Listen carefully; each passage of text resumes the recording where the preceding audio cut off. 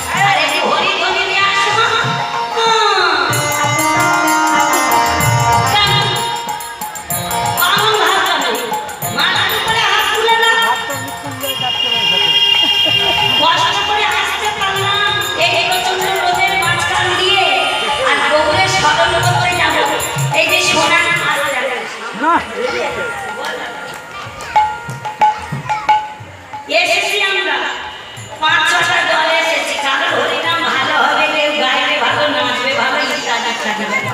কিন্তু হরিবাসরে এসে কতবার হরিধ্বনি করলাম আর কতবার পরপারই করলাম, এটাই হলো আমাদের। আস্তে আস্তে ঘরে থাকলে কি এত বড় পরপারই করতাম না, হরিধ্বনি করতাম, কর্মে আমাদের লেগে যেত। সারা জীবন যত কাজ করবে শেষ আর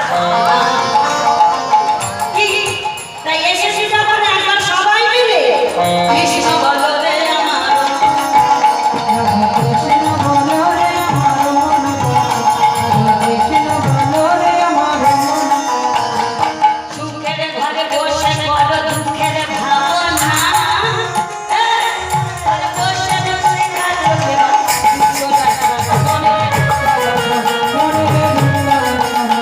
মন, সুখের ঘরে বসে বড় দুঃখের ভাবনা।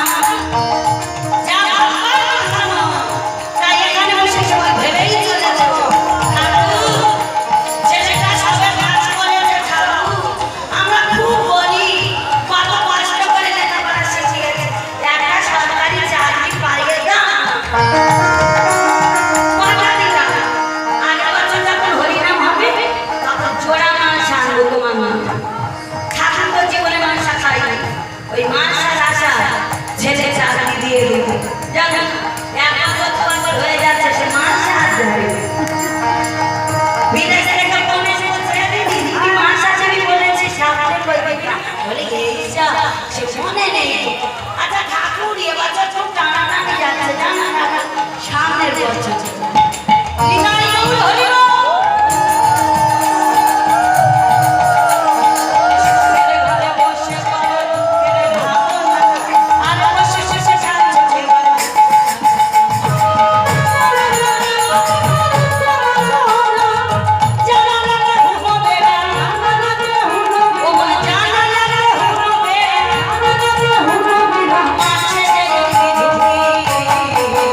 রাধা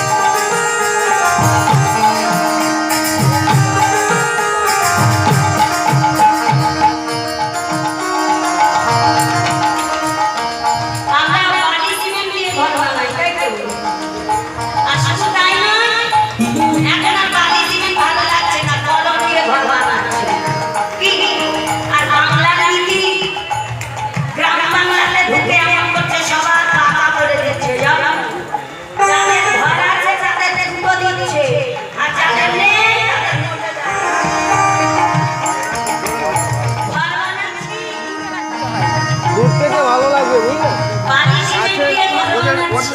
শুধু তাই নয়, কলম দিচ্ছি। কিন্তু বাবা পাগলা বলে, ওরে মন, তোর এই কলম দেয়া ঘরে কে বসবাস করবি? একটা নিজের ঘরে থেকে টাকা, কারণ সারা জীবনের পরিশ্রমের ফল দিয়ে তুই কলম দিয়ে একটা ঘর বানাবি, পাথর দেওয়া ঘর। আর সেই ঘরে যখন তুই প্রবেশ করতে যাবি, তখন কোথায় থেকে একটা বড় লোক চলে আসবে।